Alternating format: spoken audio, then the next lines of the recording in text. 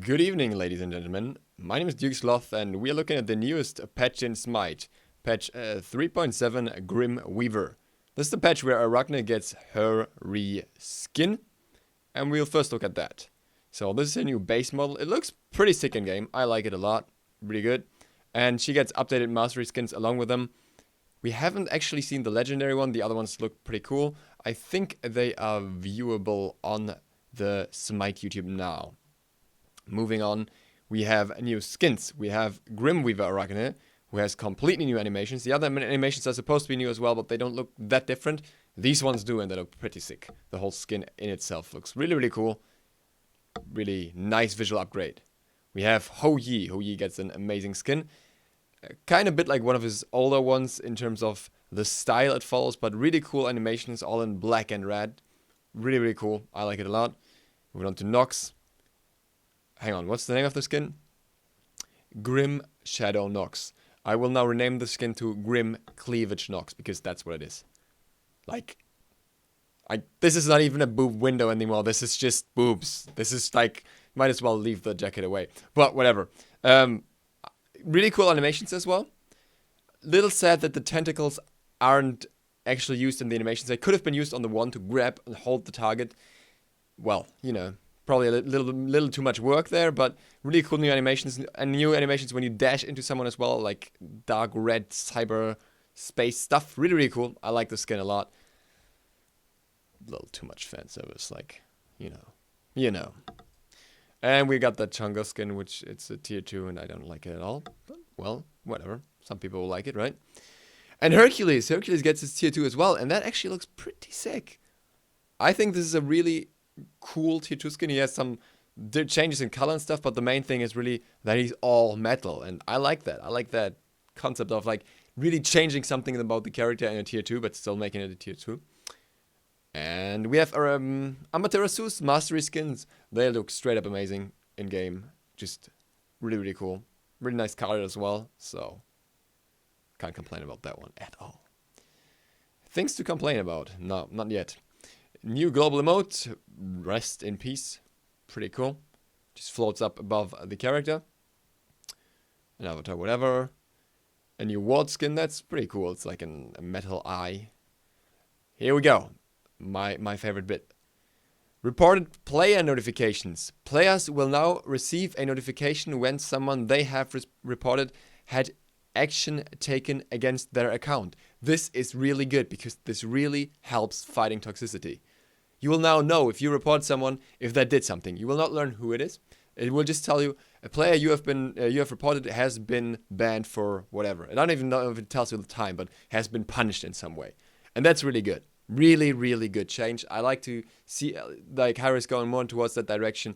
Heavier punishments for harassment, so people actually stop it, and we have a less toxic community than we have at the moment. God pack, blah. Enigma chest no longer provides you with boosters unless you have everything unlocked, which is also nice. Doesn't count for the ones you already opened though. Fixed an issue where the fire elementals were showing on the minimap when they were not on the map. Really cool because you can now actually see the cooldown timers. It was really annoying to just check them and see that they're down and then they still stay there. Some achievements which no one really cares about, except for Kyle. And we got into the item changes. Man of Renewal, just a fix where it would not proc properly. Throwing Dagger sees a change. Good, but not the change that everyone expected. Everyone thought that the crit would be removed. The crit and the AoE effect are both staying on the item, meaning it is still like this crit luck boxing thing early. It still has the heavy clear on certain character. But instead we see a physical power decrease by 7, which is not that much. It doesn't really matter, because the early clear is still going to be ridiculously strong. And a slight price increase by 50, because that way you can get less pots. I would say make at least another 50, so you really have to play it safe when you get it, because you're outpushing everyone anyways. Updated icon for Chiron. And now we come into the interesting part. Jing Wei gets buffs all across the board. Her base physical power per level is increased from 2.5 to 2.7. an issue with her passive is fixed, which is only relevant for assault. Persistent Gust now gives from 20 to 40% attack speed instead of 25%. 40% attack speed for a hunter is a very strong steroid. The duration of the attack speed buff is increased from 5 seconds to 7 seconds. I don't have the numbers for other gods right now, but it's definitely relatively long.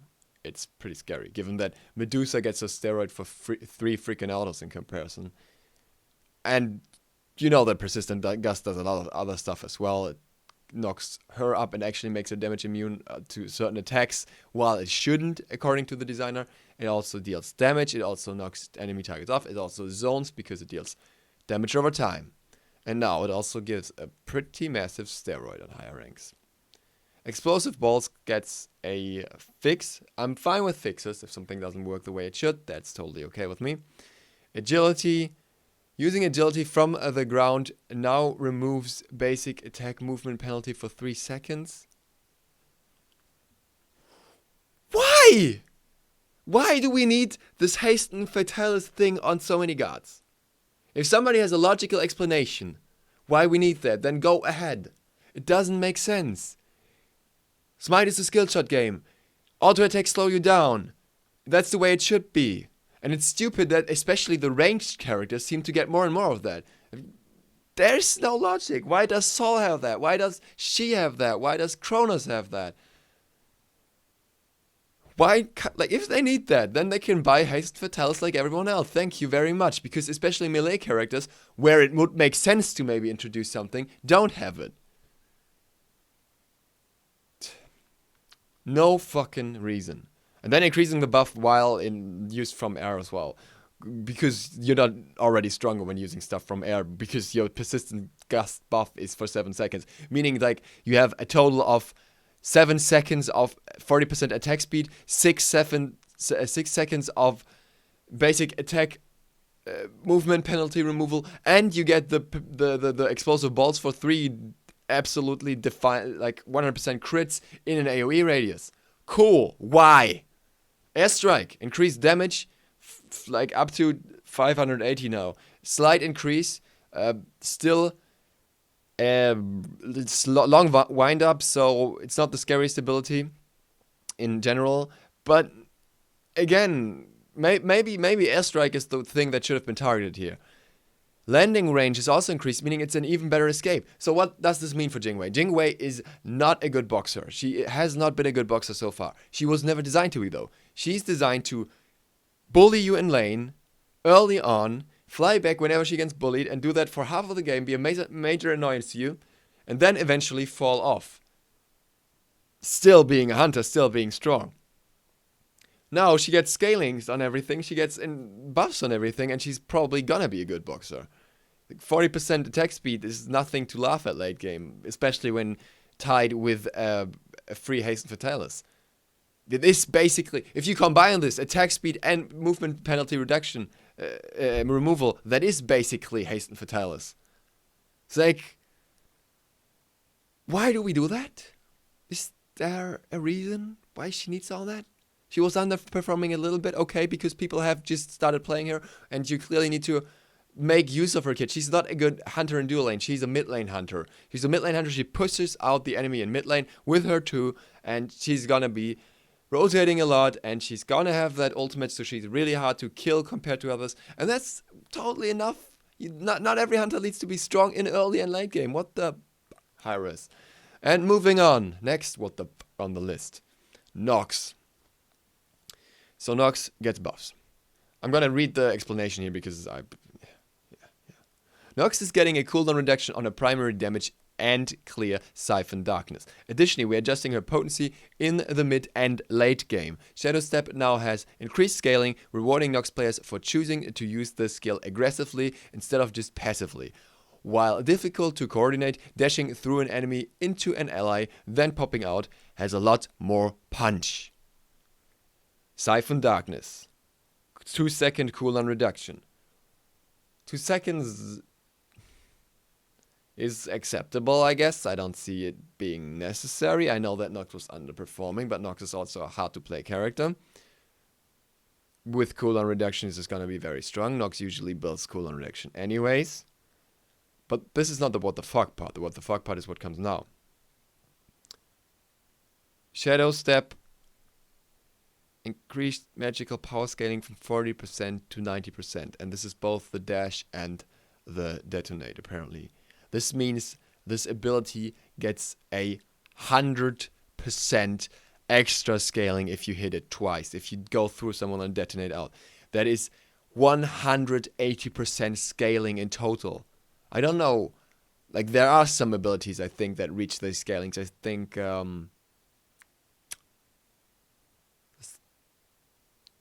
Thor, maybe?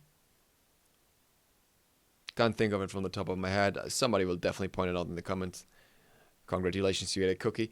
But I'm not even sure if a mage has that scaling. Probably some mages as well. But not on a fucking 3. Not on an escape. This is supposed to be an escape, for fuck's sake. Why? Ragin had a damage escape, and that was a bad idea, as we've seen. And now she gets a damage escape. Like, what is this? Can my leaps on assassins please deal 500% scaling so I can fuck people up with escapes? Why? No, that's not the point. That's not how you're supposed to use an escape. And this ability had the utility. Okay, increase the freaking detonate damage. So people really utilize the detonate, because that's skill. If you utilize the detonate, boom, you get out of someone. And the enemy didn't dodge it in time. That's skill. You have to coordinate that. And that's hard. Dashing through someone with a dash that's relatively fast and dealing 90% scaling, that is not skill. That is dumb. Thank you. Nitor gets some increased scaling as well. Why not? And yeah, you know the drill. Increase the scaling on everything, because Nox was performing slightly below average, and now she's gonna be up there and just being a nuisance every single game. I honestly don't like seeing Nox high in the meta. I know some people do. I think it's unfun to play against a god that just locks you down and nukes you or is useless. But I guess she won't be useless anymore, because she can just shadow step you for 90% scalings. Upwash. Increase the number of corpses dropped. So on rank 3, he gets 2 corpses now. That's okay. That's cool. That's fine. Fleeting breath. Decreased duration to 4 seconds. Increased damage to 50 per tick per second. Well, math that out. That is 3 more damage in total. That's not bad. At least on max rank, right? On lower ranks, is it actually? Oh, math that out. That's what I'm saying. It's more on lower ranks, but no, wait, no, it's less on lower ranks, but it's an acceptable range. It's not much of a difference. Magical power scaling 20% per tick. It's something I don't like. Something I don't like, but it makes sense because, you know, you have 1 tick less. It's still 5% more scaling. No longer scales off of the number of times heals. That, on the other hand, I think is sad. I like the anti-heal counter mechanic, and I think people would have realized this and picked him maybe into Guan, Herc in the right situations more, and that's just gone. But no, I haven't read on yet. Sorry. Increase additional damage on target that healed from. Oh, okay. Never mind. It's better counterplay. Or not. Because now it always deals a lot of damage. Now it deals 250 damage plus 50% flat against anyone that actually healed. Not depending on the ticks. Not like a Herc tick mattering more than a single Guan heal or a single Afro heal. So Hell and Guan especially are getting fucked over with this. Increase the stun on targets that healed to 1.5 seconds flat. Okay. Huh. I gotta admit, I haven't listened closely to this part in the patch notes. So, interesting one. Maybe makes him a counter pick to Guan Yu. Maybe it's broken as hell. Because it just denies any chance to heal. It just straight out denies heals. It's just like you won't heal because otherwise you take more damage than you healed unless you have a ridiculously high heal. Is that good? I don't know. I still like the counterplay mechanic to it. It's not gonna make or break a push, I think. It's just gonna make it more of a situational pick. So I'll say. Now, water can flow or it can crash. Habois. Only his Atlas of the Yellow River gets a slight buff. Don't be too scared. His scalings don't change. He still has 3 ultimates, Kappa Kappa. But it's not gonna be major. He still has no real escape. He can slow you down. It can be annoying. Not saying it's not annoying if the slow is stronger, but it's not gonna be like, wow, Habois is back because he's got a bit more slow. That's the Nox shit. Right. After going through these not so convenient patch notes, jungle is confirmed for next patch. It's gonna be a slightly bigger change. It's not gonna be a completely reworked jungle. They will see how that bigger change affects jungle and then decide how to proceed with it. Speed buff is in the talks and might be coming back. We will see. Ratatoskr is at a later point. The other gods are too. I think top tier gods should have been addressed in this patch. I think bottom tier gods should have been addressed in this patch. Not so much low tier gods that weren't completely underperforming. But what do you know? It is what it is. I want to close this on a positive note. Slightly unrelated to the patch notes, but happened around the same time. Sorry about that if you're not interested in this.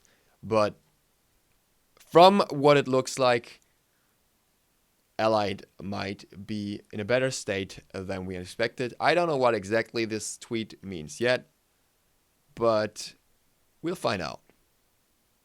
I think this is a high note to end the patch notes on. So, thank you guys for watching. Duke Sloth, out.